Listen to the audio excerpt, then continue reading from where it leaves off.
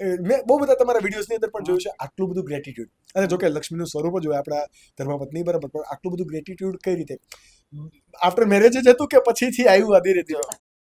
Hello, my audience. This is your host Akash Ukani, and thank you for choosing this particular topic to watch. જો તમે આ podcast clip માટેનો ફૂલ episode જોવા માંગો છો તો તમે અમારી મેઇન યુટ્યુબ ચેનલ સ્કિલ જોગીને સબસ્ક્રાઇબ કરીને તમારી લાઈફ એન્ડ તમારા બિઝનેસમાં વેલ્યુ એડ કરી શકો છો.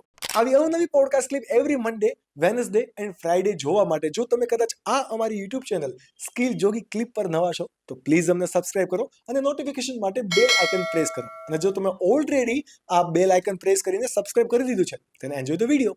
પહેલા હું લક્ષ્મીની વાત કીધું હા, કે ભાઈ અમારે જ્યારે નામ રાખવાનું હતું ને ત્યારે કોઈ શું નામ રાખીએ આપણે આમ? પારુ એન્ડ ગુરુ. હા, અચ્છા. એટલે ગુજ્જુ કોમેડી રાખીએ, ગુજરાતી કપલ રાખીએ, કોમેડી કપલ રાખીએ, એવું બધું નામ વિચારતા હતા. પછી વિચાર્યું આપણે ગુરુ એન્ડ પારુ રાખીએ. શું પારુ એન્ડ ગુરુ નહીં, ગુરુ એન્ડ પારુ. પણ પછી અચાનક વિચાર્યું, મેં કીધું જેટલા પણ ભગવાનના નામ છે ને એમાં હંમેશા લક્ષ્મી આગળ છે. એક્ઝેક્ટલી. કે લક્ષ્મી નારાયણ, રાધા કૃષ્ણ, સીતારામ લક્ષ્મી હંમેશા આગળ છે. એટલે પછી મેં કીધું ભાઈ તું અમારા ઘરની લક્ષ્મી છે તો પછી આપણે પારુ એન્ડ ગુરુ રાખીએ. અને ખરેખર લક્ષ્મી અમને ફળી ભાઈ. ડેફિનેટલી. એટલે અને કુદરતને જ કરાવવો છે કે અમારા બેનો સ્વભાવ એવો છે. નોર્મલી કેવું હોય કે આખો દિવસ જે હસબન્ડ હોય બહાર નોકરી કરવા જતા હોય, કાયાનો ધંધે જતા હોય, એટલે આખો દિવસ અલગ અલગ રહેતા હોય ને સાંજે આવે ને એટલે થોડો પ્રેમ રહે, કારણ કે આખો દિવસ અલગ હોય. પછી તમારી પાસે હોય 3 થી 4 કલાક. હા, પણ અમારે તો કેવું છે કે દિવસ ઉગે એટલે અમારે એકબીજાના ચહેરા ચહેરા જોવાના. જોવાના આખો દિવસ સાથે. હા, ફરવા જાય તો હારે, જ્યાં જાય તો હારે. અને મારે દુઃખ તો એ વાતનું છે કે પિયર નથી જતી.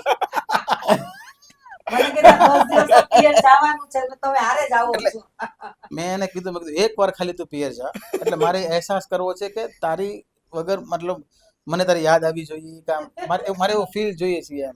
તમને તો ઓલે ગીતની વાઇબ્સ પણ નહીં મળી હોય ને કે ભાઈ બૈરું ગયું પિયર ને ફ્રીજમાં પડ્યું. મેં કીધું એક વાર તો ખાલી જાય એમ. પણ જો કે બટ આ કહેવાય ને કે ભગવાનનું બ્લેસિંગ છે કે ભાઈ એટલું બધું બોન્ડિંગ હોવી અને છતાં કુદરતે જ કરાયું છે. જો કે આ બધી કે તરત જ આ બધું ચાલી ગયું એમ. ઈશ્વરની અંદર કેટલું બિલીવ કરું બંને?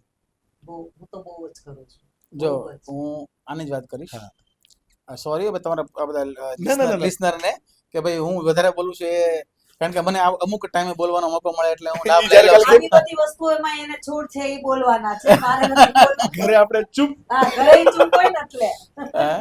એટલે સવારે ઉઠે ને એટલે સૌથી પહેલા એનું કામ છે કે એનો ફોન છે ને એમાં ભજન શરૂ કરશે. પાછા વાર વાઇઝ અલગ અલગ ભજન હોય. સોમવારે આ ભજન, મંગળવારે આ ભજન. તમે અમારા ઉમરો જોશો ને, શનિવાર છે ને તાર જે છે ને સુંદરકાંડ હતું. અચ્છા. આખું. હા, અને કોઈએ ડિસ્ટર્બ નહીં કરવાનું. એ સ્ટ્રિક્ટ. તો કોઈ અડવાનું જ નહીં 10 વાગ્યા હા. સુધી. પછી અમારું ઉમરું તમે જોવો ને તો રોજ ઉમરા પૂજન થાય, બરાબર છે. અને હું કહું કદાચ મારામાં થોડી ઘણી ભક્તિ છે ને તો એનામાં 1000 ગણી ભક્તિ છે એમ. ડેફિનેટલી. હા, અને સેમ ભક્તિ આની જેવી ભક્તિ સેમ મારા માતા પિતાની છે. હા, મારા મમ્મી એ પપ્પા લોકોને 1.5 કલાક થાય પૂજા કરતા. ડેઈલી હા દોઢ કલાક થાય પૂજા કરતા. અને આટલો બધો સમય આપણે આસ્થાને અથવા તો કેવું ને કે એક પ્રકારનો પર્સનલ ટાઈમ પણ છે. 20 મિનિટ તો મને થાય જ. ગમે એવું કામ હોય, રસોઈ ના થાય, ખવાય નહીં તો ચાલશે, ગમે ત્યાં જવું હોય, પણ તો 1 કલાક વહેલા ઉઠી જવાનું. જ્યારે 6 તમે વાગે 7 વાગે કશે જવું હોય તો 5 વાગે ઉઠી જવાનું આના માટે. જ્યારે તમે કોઈ કામથી ટ્રાવેલિંગ કરતા હો તો આઉટ ઓફ ધ સિટી હોય ત્યારે કઈ રીતે આ ટાઈમ પૂજાનો ટાઈમ કઈ રીતે મેનેજ કરો? ત્યારે રસ્તામાં હનુમાન ચાલીસા છે, અચ્છા, બધું continuous. રસ્તામાં કરી લે, કન્ટિન્યુ ચાલુ હોય મારું. એક ચોપડી જ રાખું ગાડીમાં બધે. હા, સેલ્ફ હનુમાન મોટિવેશન ચાલીસા ચાલુ નું રીઝન જ એ મેઇન તો, કારણ કે તમે તમારી સાથે જ તમે ઈશ્વરને માનો છો તો પછી હા.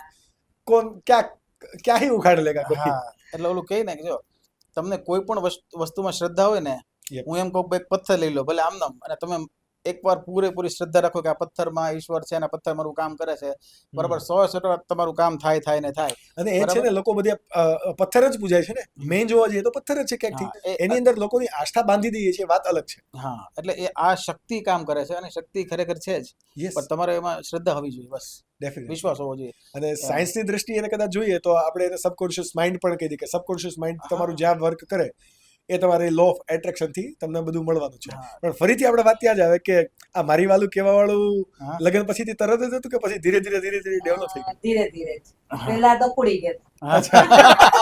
લગ્ન પછી દપુડી નામ રાખ્યું હતું. હા. દકોડી નવીન મેં કોઈ દિવસ એને એના નામથી નહીં બોલાવ્યું હોય. એટલે ક્યારેક મારી મમ્મી બી કે કે મારી છોકરીનું નામ મેં પાડ્યું છે હો ઈ કે. મેં જોયા જ નથી તમને ઈ કહેતા. જો પેલા દકુડી કહેતો, પછી હું ઘૂઘી ઘૂઘી કહેતો. ઘૂઘી કહેતા. હા, જે નામના કોઈ મિનિંગ અને લાડકા- કોઈ લોજિક પણ નથી. લાડકા મતલબ- નામથી ઘૂઘી જ કહેતા પહેલા. વાલથી. હા એટલે મારું માનવું એવું છે કે જો અ, તમારા લગ્ન જીવનની અંદર થોડીક પણ પેલું કહેવાય ને કે હસી મજાક, થોડીક કોમેડી હશે ને તો ખરેખર જીવનની મજા આવશે. આમાં આમ તો આ જીવનમાં ઉપાધિ રોજે રોજ છે, પણ આ લગ્ન જીવનની રમત તમે દિલથી રમો ને તો રોજે રોજ મોજે મોજ છે. મોજે મોજ છે.